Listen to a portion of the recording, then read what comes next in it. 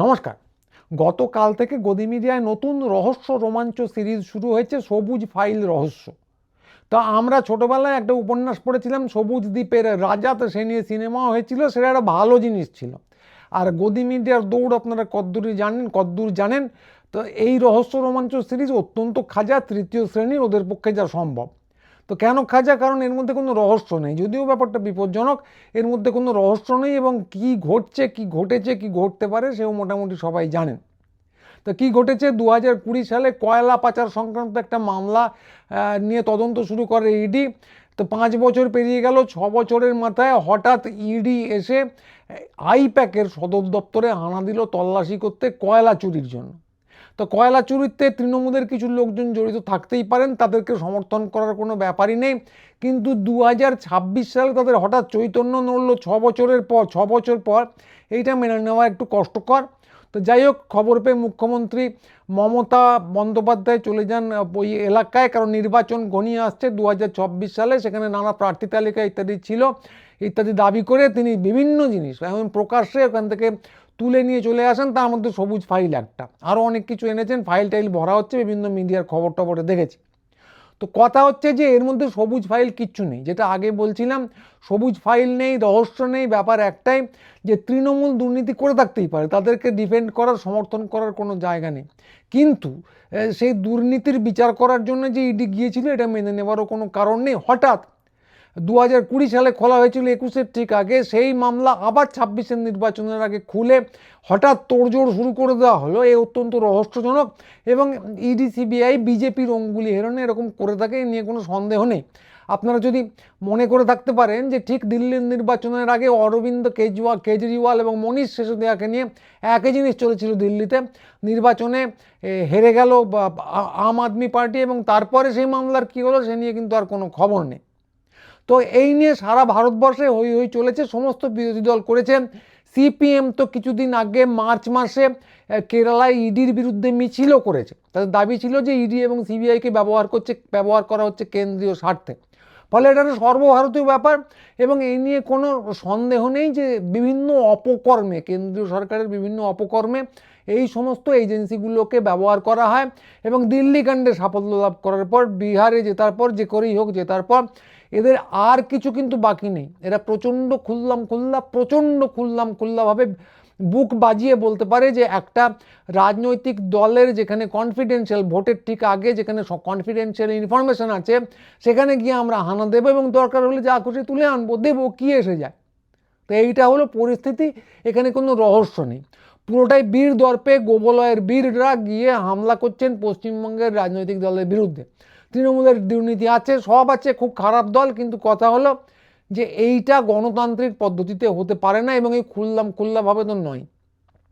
তো এই কথাটা খুব পরিষ্কারভাবে বলা উচিত যে গণতন্ত্র বিপন্ন, এবং এই কারণেই বিপন্ন, বিজেপির কারণেই বিপন্ন। যদিও নানা মহল থেকে যথারীতি আবার নানা রকম জিনিসপত্র শোনা যাচ্ছে, তার মধ্যে প্রথম কথাটাই হলো সেটিং।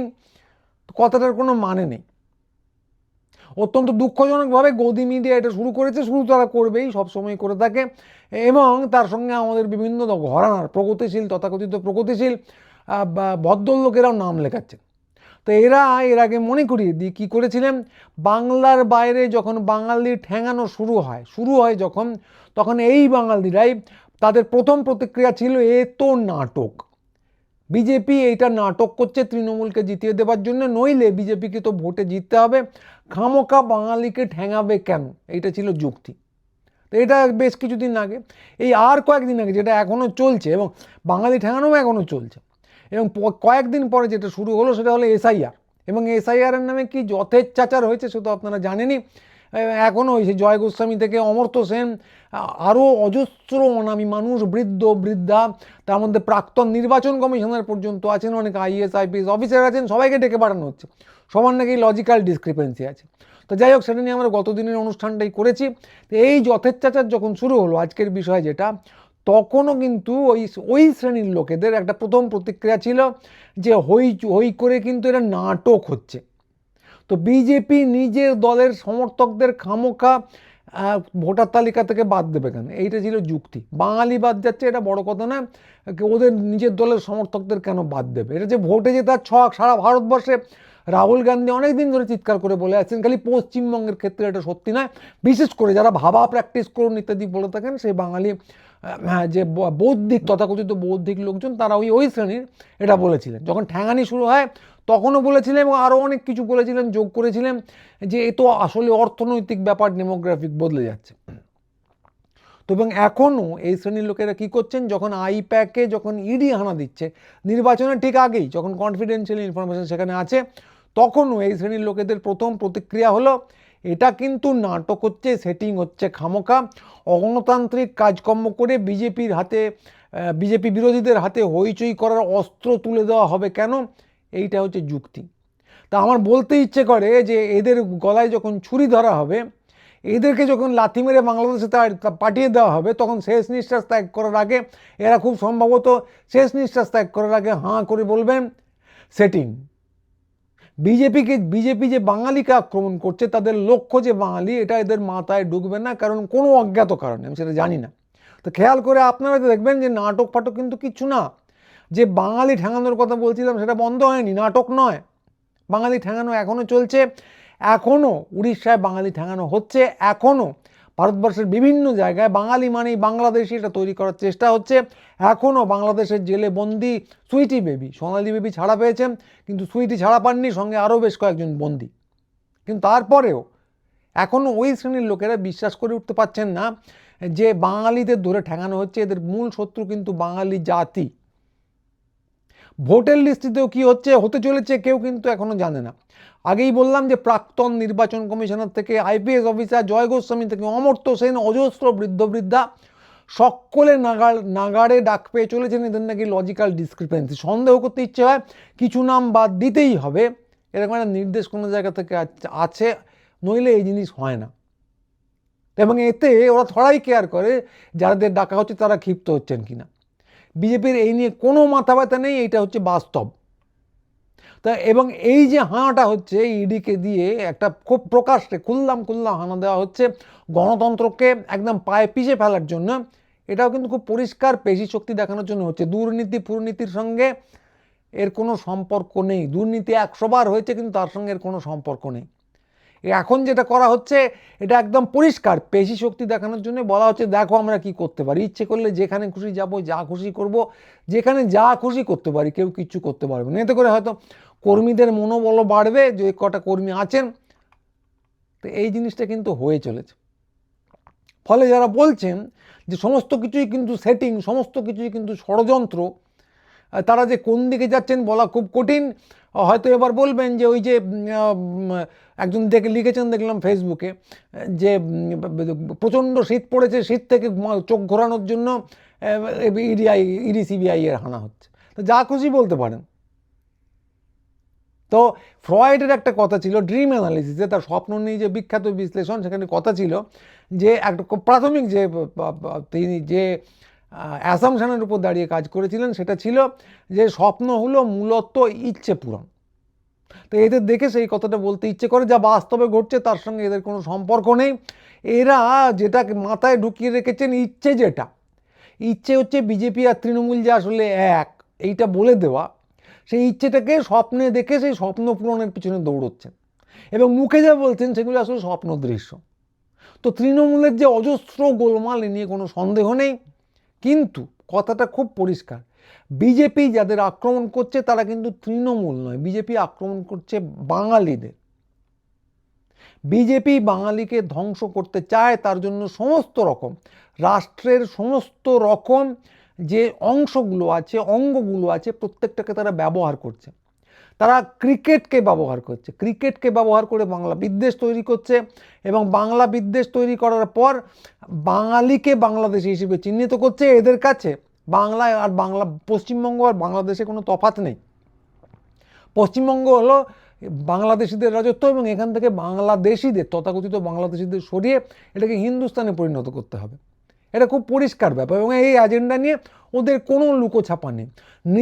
ওদের দলের যারা সমর্থন করছেন তাদেরও কিন্তু হাল ভালো হবে না। যতই সনাতনী করে চেঁচান, হাল আপনাদের ভালো হবে না। যে দুর্যোগ বাঙালির বুকে আসছে আপনাদেরও সেটা সহ্য করতে হবে, খুব পরিষ্কার কথা। তো এই যে বাঙালিকে ওরা ধ্বংস করতে চাই, এই এজেন্ডা বুক বাজিয়ে ওরা প্রচার করে চলেছে। এবং খুব দুঃখের বিষয় এখনও বাঙালিদের মধ্যে তাদের এই দলের কিছু সমর্থক এবং সক্রিয় কর্মী এখনও টিকে আছেন, যারা জানেন না ভবিষ্যতে তাদের জন্য কি অপেক্ষা করছে। এবং আরও দুঃখের ব্যাপার, একটা মিডিয়া আছে, একদল মিডিয়া, গদি মিডিয়া যাদের বলি, তারা এইগুলো কিন্তু বুক বাজিয়ে তারা প্রচার করে চলেছে। বাঙালির বিরুদ্ধে কথা বলার জন্য বাঙালির মিডিয়া যে ঘৃণ্য একটা আচরণ করে চলেছে, তার বস্তুত ভবিষ্যতে তার কোনো ক্ষমা তারা পাবে না। এবং 3 নম্বর, যারা বুদ্ধিজীবী, যারা বৌদ্ধিক বৃত্তির মধ্যে আছেন, ভদ্রলোকেরা, তারা খুব অদ্ভুতভাবে ঢাকের মায়া হিসেবে কাজ করে যাচ্ছেন। মাঝে মাঝেই তারা বলেন যে ভাবা প্র্যাকটিস করো, কিন্তু কীভাবে ঈশ্বর জানেন। এবং এই যে দালালিটা তারা করছেন, এরও কিন্তু একদিন বিচার হবে, সেটা খুব দূরে নয়।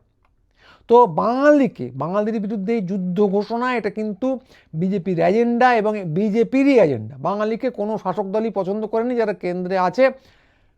বাঙালিকে বিভিন্ন রকমভাবে দমিয়ে রাখার চেষ্টা হয়েছে, সেই মাসুল সমীকরণ নীতি থেকে শুরু করে বরাদ্দ কমিয়ে দেওয়া পর্যন্ত সমস্ত কিছু এগুলো হয়েছে। কিন্তু ধ্বংস করে দেবো, যাকে বলে ইংরেজিতে অ্যানিহিলেট করে দেবো, এই জিনিসটা কিন্তু কেউ বলেনি। বিজেপি সেটা চায় এবং সেই ব্যাপারে তারা কিন্তু কোনো লুকোছাপাও রাখে না। তাদের কথা খুব পরিষ্কার, হয় হিন্দুস্তানের পায়ে পড়ে যাও বাঙালিরা, তাহলে দেখবো তোমাদের বাঁচানো যায় কিনা, অথবা গোল্লায় যাও কিংবা বাংলাদেশে যাও। এটা খুব পরিষ্কার এজেন্ডা। এবং এই জন্যেই বিজেপি অন্য যে কোনো শাসক দলের থেকে আলাদা, স্রেফ এই কারণে। এবং এই কারণেই বিজেপি এবং তার যে মাথা সংঘ পরিবার, এদেরকে ফ্যাসিস্ট, নিও ফ্যাসিস্ট ইত্যাদি আখ্যায় ভূষিত করা হয়, সেটা এমনি নয়। বিজেপি আর তৃণমূল এক বলে দেওয়ার জন্য এদেরকে নিও ফ্যাসিস্ট বলা হয় না। তৃণমূলের অনেক গোলমাল, কিন্তু বিজেপি আর তৃণমূল এক না। তৃণমূল ফ্যাসিস্ট, নিও ফ্যাসিস্ট আজ পর্যন্ত কেউ বলেননি, কিন্তু বিজেপি যে ফ্যাসিস্টের দিকে এগোচ্ছে এ নিয়ে কারো কোনো সন্দেহ নেই। এই সোজা জিনিসটা যারা ঘুরিয়ে দিতে চান, তারা আসলে কিন্তু বিজেপির হাতে তামাক খাচ্ছেন। এবং আপনি যারা বলছেন কথাগুলো, এখনও এই কথাটা সোজা করে যদি বলতে না পারেন, তাহলে কার্যত আপনি বিজেপি এবং কার্যত একটা রাজাকার বলে কথা ছিল বাংলাদেশে, তো হিন্দুস্তানের পক্ষে আপনি রাজাকার বৃত্তি পালন করছেন, এ নিয়ে কোনো সন্দেহ নেই। তো রাজাকার কথাটা এখন খুব ফ্যাশন হয়েছে, বিশেষ করে বাংলাদেশের ঘটনার পর তারা খুব বুক বাজিয়ে লাপিয়ে বলছিল আমরা হলাম রাজাকার। অনেকে ভেবেছিলেন না ওটা বোধহয় ঠাট্টাই আর কি করে বলছে, কিংবা প্রতিবাদে ব্যঙ্গ করে বলছে, কোনোটাই নয়। ওরা খুব বুক ফুলিয়ে বলছিল আমরা এখন রাজাকার। তো ওইটা বা পশ্চিমবঙ্গে আনার চেষ্টা করবেন না। পশ্চিমবঙ্গে এখনও রাজাকার বৃত্তির কোনো জায়গা নেই।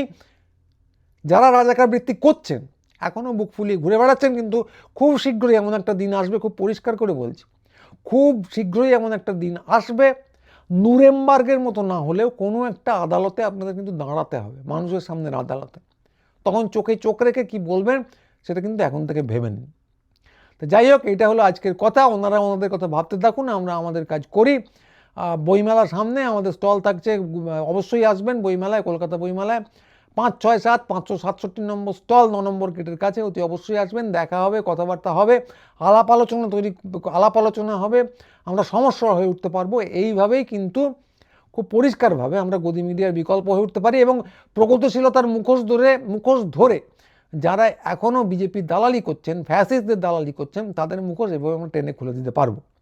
তো সবাই আসবেন, দেখা সাক্ষাৎ হবে আশা করি, কথাবার্তা আরও বেড়ে উঠবে। কিন্তু আজকে এই পর্যন্তই, পরের ভিডিও নিয়ে খুব তাড়াতাড়ি আবার আসবো।